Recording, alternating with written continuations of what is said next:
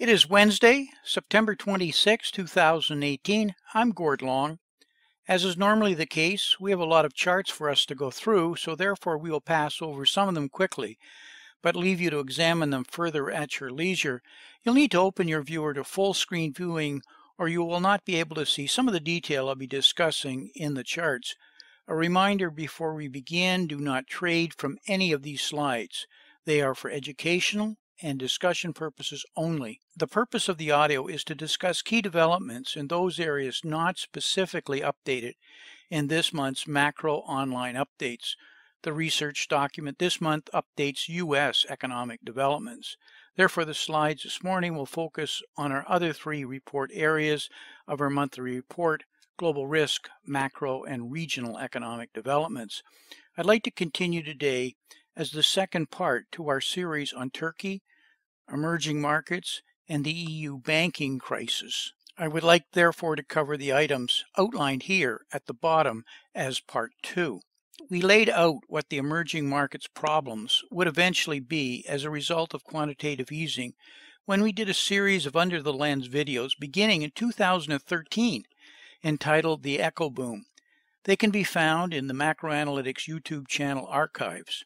Nothing that is occurring today should therefore come as any shock to our long-term Under the Lens subscribers. The serious concerns currently evident in the emerging markets should be seen as simply the necessary consequences of global monetary malpractice. What we have is the four historic and problematic cornerstones of emerging market economies, which we felt would once again unfold over time and which we based our Echo Boom thesis on. The four basic cornerstones were: 1. Allowing fast money to easily enter an economy and disrupt policies of sound money. Number 2, allow excess capacity build out with the potential resulting oversupply and lost pricing power. 3, overexpose a sovereign economy to the cardinal sin of the carry trade of borrowing in foreign currencies. And number 4, an inability to control the dependencies that low value add product contributions to the global supply chain encompass. You will note that today we are at the bottom of our 2013 graphic as the Echo Boom begins with capital flight and what we projected as the problematic Fragile Five. Quantitative easing and the developed economies' central bank policies of easy money distorted and corrupted the global supply chain. The inevitable outcome was clearly obvious in 2013-2015, but effectively ignored in a race to capture economic growth and global market share.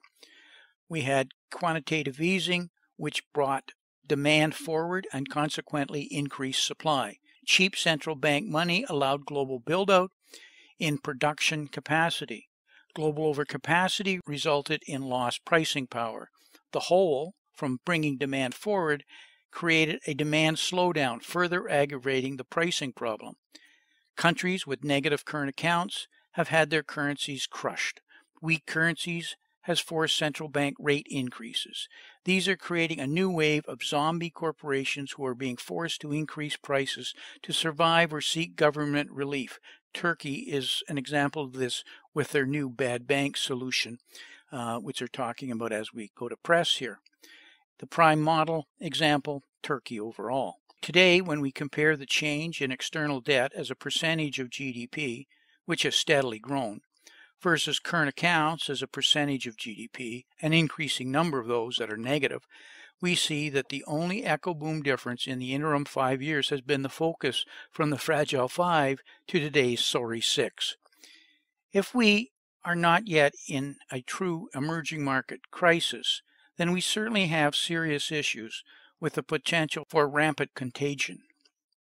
This may be the best chart illustrating the real culprit behind the recent emerging market turmoil. The Bank of America shows that this year's emerging market vulnerability has coincided specifically with the sharp deceleration in central bank balance sheet growth. The Federal Reserve is presently tightening as they raise rates and sell bonds via quantitative tightening. While the Fed does this tightening, they're creating a global dollar shortage. This is causing an evaporation of dollar liquidity, making the global markets extremely fragile. Putting it simply, the soaring U.S. deficit requires an even greater amount of dollars from foreigners to fund the U.S. Treasury. But if the Fed is shrinking their balance sheet, that means the bonds they're selling to banks are sucking dollars out of the economy. The reverse of quantitative easing, which was injecting dollars into the economy. This is creating a shortage of U.S. dollars, the world's reserve currency, therefore affecting every global economy. The Federal Reserve is doing this, and soon the ECB, at a time when emerging markets need even more liquidity so that they can pay their massive U.S.-denominated debts. Additionally, emerging markets must use their existing dollar reserves to prop up their own currencies in crumbling economies. Due to relatively large size of the U.S. economy, just a small change in its funding requirements have an outsized effect on the global financial system. The table here illustrates this point. Its obese proportion relative to the global economy also makes the U.S. government a price maker in the global financial markets. The issuance of marketable securities and the SOMA Treasury roll-off totaled $1.02 trillion in the first 8 months of 2018 alone. That is almost 4 times the sum of the 10 largest 2018 estimated current account deficits in the emerging markets, 2.4 times the combined current account deficits of all emerging markets, 3.7% of the emerging market 2018 GDP, and almost 5% of the GDP of all emerging markets ex-China. This can only be seen to be a significant shock, to the financial markets in 2018. The Treasury net takeout from the public was net zero from January to August 2017. Compare this to the first 8 months of 2018, in which the U.S. government increased its takeout from the markets of over $1 trillion. In the world of full-blown quantitative easing, where central banks were printing reserves to purchase government bonds, among other assets, the effects were trivial, null, non-existent. Global liquidity in the form of base money is shrinking, but the monetary aggregates continue to grow, albeit slowly, which reflects credit is still expanding and the contingent creation of endogenous money, if we can call it that. The term global liquidity is not easily defined. It is an elusive and ambiguous concept and almost impossible to measure. A much straightforward framework and more concise picture of the global market liquidity dynamics are simply by looking at emerging market currencies and commodity prices. The changes are broad-based and therefore are representative of a global wave of reduced liquidity. Debt in emerging markets has exploded, and this debt comes with some very unique problems. The main problem, just like with the previous crisis, is too much debt.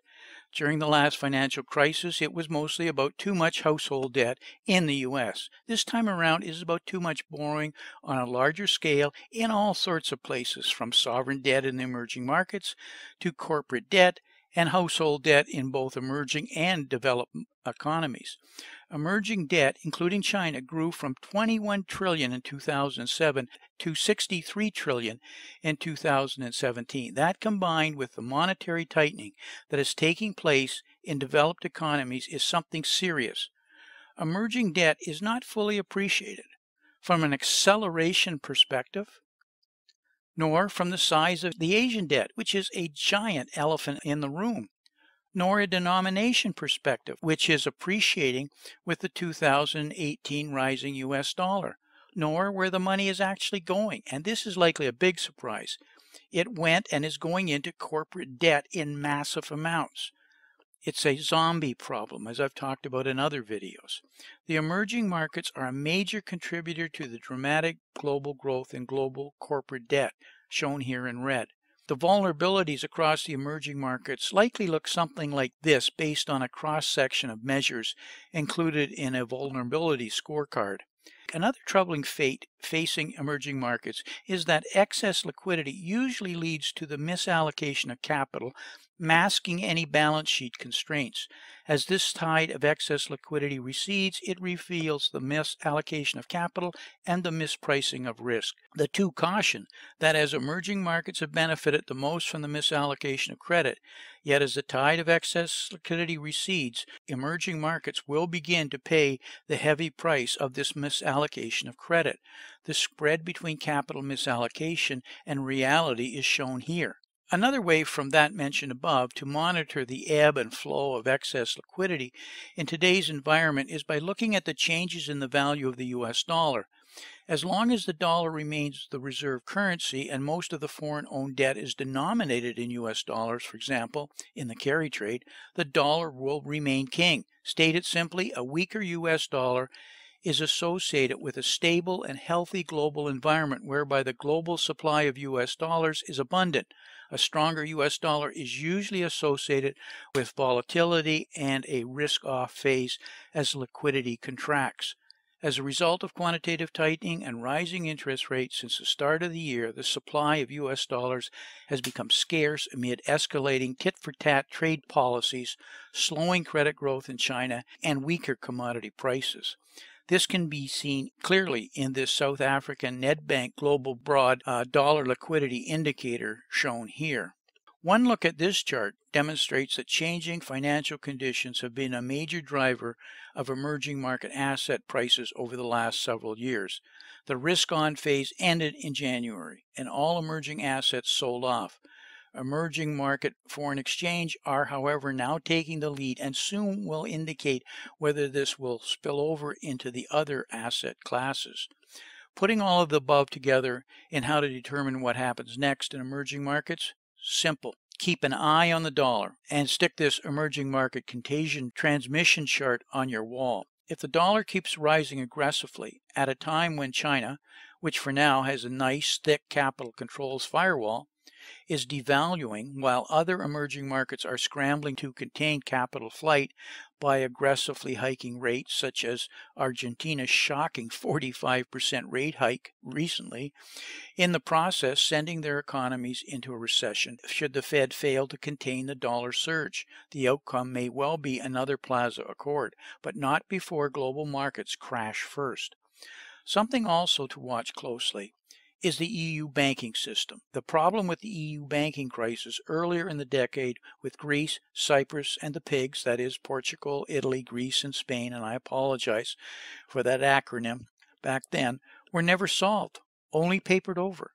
The correlation between European equities and emerging market equities has been significantly positive over the last few months. Emerging market contagion has spread to the banking system. European bank stocks have just entered a bear market as fears over emerging markets have spread. The European banks have major exposures to the emerging markets. Spanish, Portuguese, and Italian banks are prime lenders to South American emerging markets, Germany and France in Asia, and almost all of them to North Africa and the Middle East. The current Turkish crisis, which we detailed in part 1 of this series, has now highlighted the Turkish dependency similar to how Greece and Cyprus lending did 6 years ago. Spanish banks, for some reason, clearly liked Turkey back in the day and are now on the hook for an astounding 5% of Spanish GDP. For other developing countries, the exposure varies among banks and nations, but in aggregate, the risk reaches well into systemic territory. That is, if allowed to default, the emerging markets could take down major developed world banks and threaten the fiat currency of those countries. Now that is serious, obviously. Some of Europe's weakest banks are those most exposed to Turkey. The Bank of International Settlement shows in this graphic that the ECB is concerned about Turkish loans to the major countries themselves. With EU banks being in all these countries, including the still unresolved lending problems in Central and Eastern Europe based on euro-denominated loans. Not only will global growth slow down as a result of monetary tightness and higher interest rates, but as a result of the rapid pace of central bank hikes across the globe, crowding into risky assets will inevitably slow. More ominously, it is not just an emerging market phenomena. Dollar strength has emerged as a major negative for European markets too. As the chart here shows, retail inflows into euro credit funds has fizzled out this year, and this has coincided with the period of dollar strength from March onwards in 2018. Coupled with very attractive front-end rates on the Treasury curve, European retail money is simply leaking to the U.S. market now and explains not only the persistent weakness of the euro, despite the ECB's recent taper announcement, but also the ongoing decoupling between the U.S. and the rest of the world. Just as Japan was the catalyst for the 1998 Asian crisis, so in my opinion, Europe would be the spark that makes the current emerging market turmoil into a global crisis. And as direct evidence, you can see that the recent collapse in German foreign factory orders as an indication of how hard emerging markets have been hit in recent months, and that is only a matter of time before Europe export powerhouses suffer too. Validating this point, it is hardly a surprise that while the correlation of U.S. equity markets to emerging market equities remains negative at present, the correlation between European equities and emerging market equities has been significantly positive over the last few months, as we've shown previously. Global growth is slowing, and more so in the EU. The OECD was just out with a warning that global growth had peaked and took down EU targets specifically more than the others. Is it any wonder that the EU's president so quickly came to Washington recently to minimize trade tensions and de-escalate potential tariff war between the US and EU? Time will tell if this initial discussions hold together at all. I'm kind of negative that it will. I think Trump has a strategy here of delaying slightly so that he takes on a little more one at a time than the whole world. The looming global trade slowdown combined with escalating trade wars may be too much for the EU and their banks. We are already witnessing in earnings conference calls the repricing within the supply chain stemming from emerging markets. It is expected to get worse quickly by the CEOs and CFOs on the calls. As the dollar becomes potentially more attractive and carry trades collapse, emerging markets will be forced to further respond to currency weaknesses with interest rate hikes to stem capital flows. And most concerning, as this chart shows, the pace of global central bank rate hikes has already visibly jumped since emerging market weakness began in February this year. In fact, the current pace of rate hikes is almost on par with the pre-Lehman Brothers period, a time where policymakers were trying to slow global economy that felt too good to be true. This excellent chart from Nedbank of world trade versus global US dollar liquidity is very worrisome. It is rolling over, and this signals a potential major long-term inflection point. The EU banks will be front and center with their euro-dollar funding problems going forward. We are entering the ending stages of the globalization trap, which we laid out in our 2014 thesis paper, The Globalization Trap, which is available free at matasii.com. So in closing, as I always remind you, remember, the answer will be that they will print more money. It is the only answer politicians will ever agree on. That is, until no one wants it or trusts it. Invest accordingly. I'd like to take a moment as a reminder, do not trade from any of these slides. They are for educational and discussion purposes only. As negative as these comments often are, there has seldom actually been a better time for investing. However, it requires careful analysis and not following what has traditionally been the true and tried approaches. Do your reading and make sure you have a knowledgeable and well-informed financial advisor. So until we talk again, may 2018 turn out to be an outstanding investment year for you and your family. And I sincerely thank you for listening.